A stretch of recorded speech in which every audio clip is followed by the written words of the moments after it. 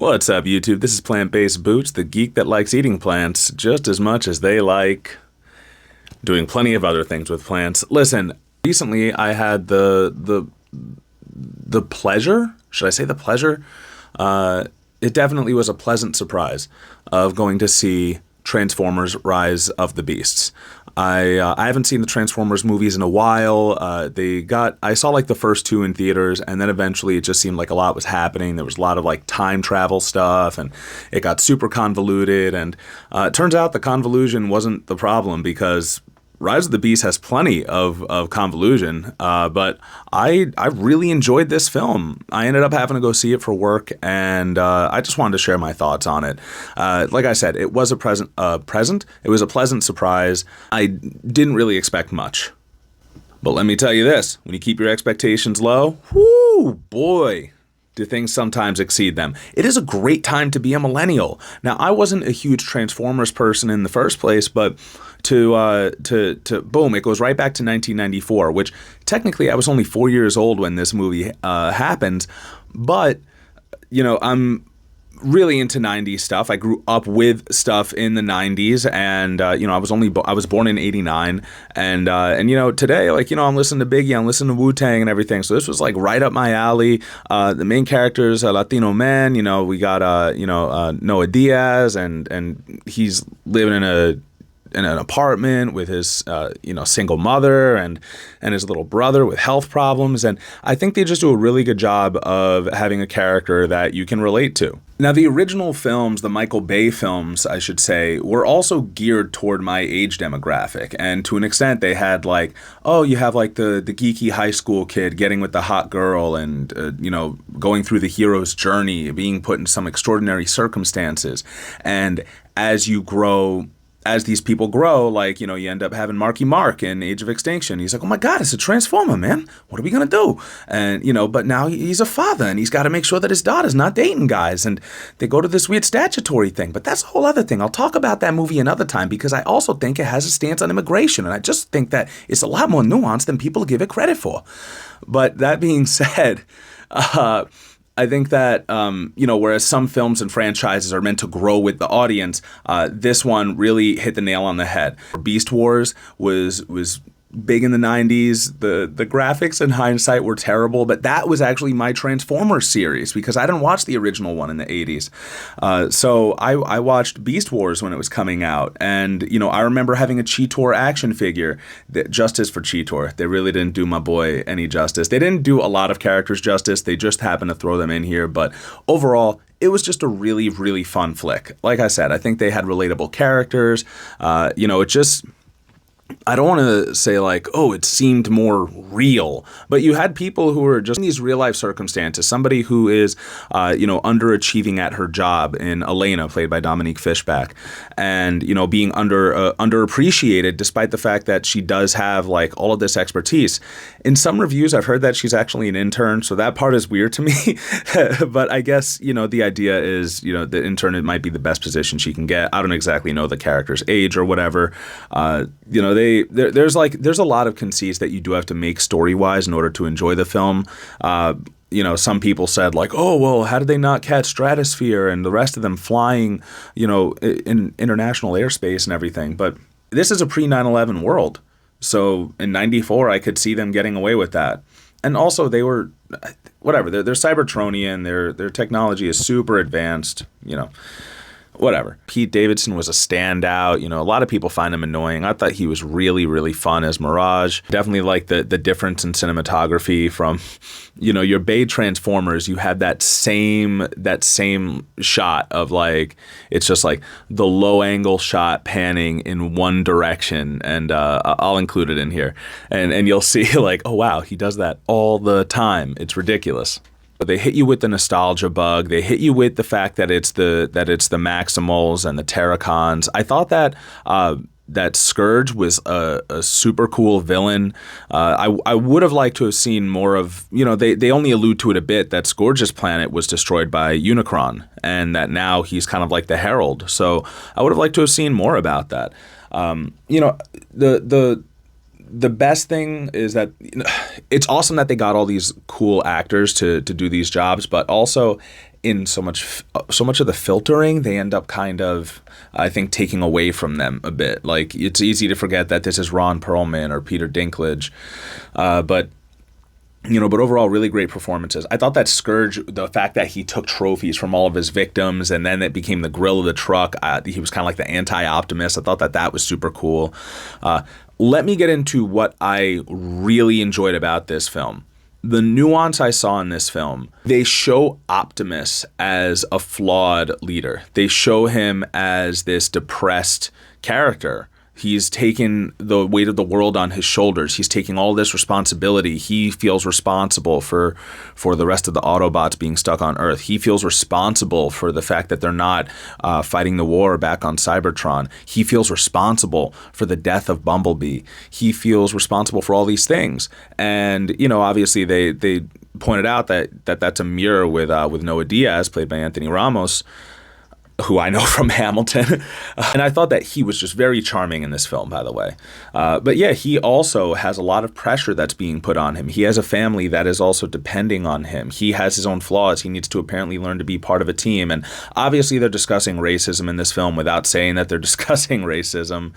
But that is something that, yeah, they're definitely fighting, and it's difficult to know if you don't get a position. Is it because of your skills, or is it because of the way you look or the way you sound? I mean, he was getting job interviews despite his last name. He is a veteran. That probably got him through the door. But yeah, more than the whole becoming a team thing and learning how to be united, I think the moral of the story is, instead of taking all this responsibility on yourself as a survivor, learn how to reach out and ask for help. Learn how to trust others, and that's what builds the team. Knowing that you can depend on other people and knowing that you really can't do it alone. Obviously, the mental health thing always makes its way into all my videos. And recently, I've been going through Kenneth Rogers' books. If you haven't looked into Kenneth Rogers Jr., he is an author who writes on surviving and healing from childhood abuse and trauma, specifically of the sexual variety. So he does this through the lens of superheroes and comic books and talks about the hero complexes that we build. So this is something that I relate to. And, for better or worse, I relate to it a lot. And in a lot of ways, I have been one of those survivors who's tried to build up this hero persona and take on things by myself and not talk to anyone about my feelings and not trust anyone. And, there's definitely a lot of shortcomings to that. And I am learning how to be more human and learning how to trust others a little more. And that's what this story is about. It's about Optimus learning to trust humans, and knowing that he does have a team beside him. It's interesting. I wish they would have gone into like the whole past and the future thing. Like, I guess the idea is using the trans warp key. By the way, very LGBTQ friendly film, especially during Pride Month. Way to go. They mention trans so much in this movie. It's incredibly trans friendly and trans forward and trans positive. Way to go, Transformers. But the trans warp key, I guess, can take you anywhere and any when. I've only seen it once, but I guess Optimus Primal, who I thought in the Beast Wars cartoon used to be called Optimus Primate, but I guess I just imagined that. But Optimus Primal was named after the great warrior Optimus Prime. So I guess like these Transformers have, the Maximals have evolved from those original Cybertronians into kind of a bioorganic version. And that's why like their whole mission is to spread life and stuff. They end up traveling back in time, which is where they meet Optimus. So that was kind of cool. I didn't really fall on Optimus having issues with humans. I see this as, kind of a soft reboot. But also it takes place in the 90s. So you do have a lot of space in between, similar to what they're doing with the Star Wars universe. Like anything in between the sequel trilogy and, the original trilogy that ends at Return of the Jedi, they're doing a bunch of stuff with that. And then in between the prequel trilogy and the original trilogy, they do a bunch of stuff with that too. You have Clone Wars, right? You have Rebels. And then, the next one's up, you have The Mandalorian. You have like Obi-Wan, which was also in between the prequel trilogy and the original trilogy. So you have a lot of space, I think, to build out this Transformers lore. And they took plenty of liberties in the Bay films of being like, oh, also we were here during the medieval times and we were here during King Arthur, and also we there were, not Cybertronians exactly, but kind of the creators of them who were back during the prehistoric era and creating Dinobots. So whatever. They could be all over the place. It doesn't matter. Another thing I liked about this was visually, at least up until the end, it seemed very unique, as in I could tell what was going on with the action. They did a lot of fun stuff. You could actually see the robots hitting each other and see their specific qualities and what kind of vehicles they were. They also did a focus on I'll talk about Peru in a sec. Let me get back to the graphics, though. A lot of them got confusing for me because it was just kind of spinning metal, smashing into spinning metal, and lots of...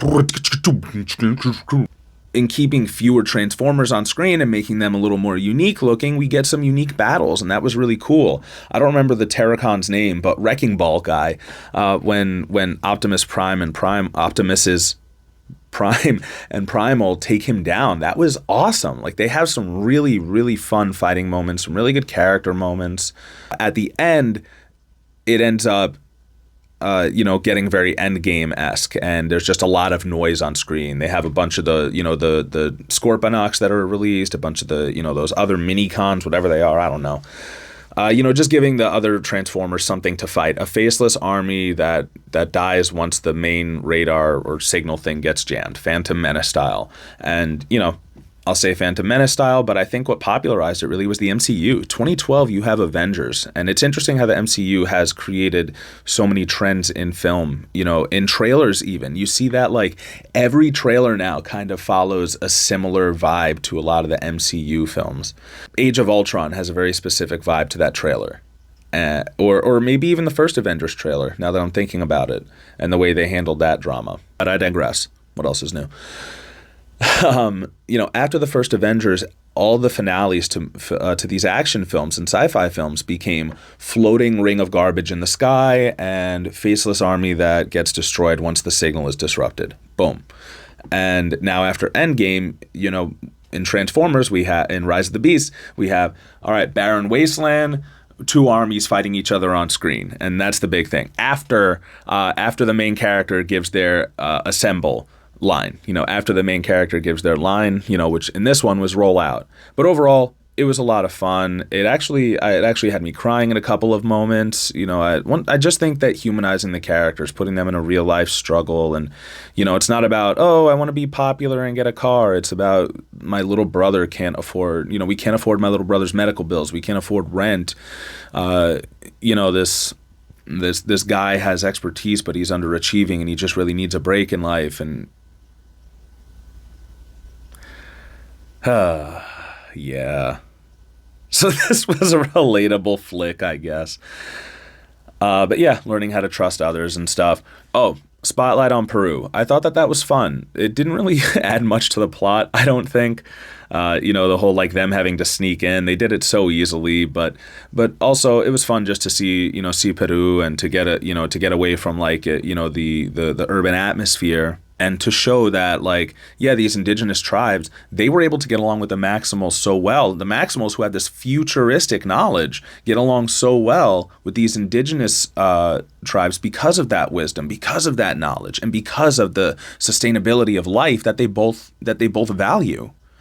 So, I thought that was great. And also, when we talk about ancient civilizations and stuff, we don't talk about indigenous South America enough. And they specifically say oh, that used to be, I want to say an Incan. Oh, that used to be an Incan temple before the Spanish built a church over it or something like that. Yeah, let's start talking about this. Let's get Wakanda Forever on this. Let's start talking about how the Spaniards, took out these indigenous tribes. Let's talk about how South America is all basically, all Spanish-speaking or South indigenous tribes that were colonized. And that, when you talk about keeping Mexicans out of the United States, you're talking about keeping indigenous people out of their land. That was stolen from them in the first place through war, through the Mexican-American War. But this isn't a history channel. This is a movie whatever channel. And I'm a stoner. I don't know things. But aside from that, awesome flick overall, fun music, and yeah, like a lot of it's easy to hit these chords of nostalgia and stuff. But you know what? When you when you can barely pay rent and stuff, and you're a millennial and you're one of the ones that can't afford a home, it's nice to be able to go and see a movie where you're like, oh wow, look, a character who's going through it, put through extraordinary circumstances, needs to not be so hard on themselves and needs to learn to trust others, and there's spinning metal and you get to see robot animal vehicles go at it. What a good time. I'll say it. Very pleasant surprise. And I'm excited to see where they go with this. But that being said, if you like content like this, subscribe to the channel, comment below. Tell me if this movie was up your alley or not. Tell me if you have a favorite Transformers film. Tell me if I should review all the Transformers films, because I think they're fun enough. One of my first theater claps ever was actually Transformers 2 in theaters. That first shot of Megan Fox, I think, looking underneath the hood of a car. Or was that on the motorcycle, or was that the first one? Who knows? But yeah, I clapped because I was like the dude bro. I was like, yeah, man, hot chick, and everyone clapped, But whatever. I went to see those in theaters. I'd love to revisit them and see what that's like. Thanks so much for watching, folks. Let's start a conversation. Tell me what you thought about this flick. I'll be seeing you soon. Stay educated, stay dedicated, stay entertained. Peace.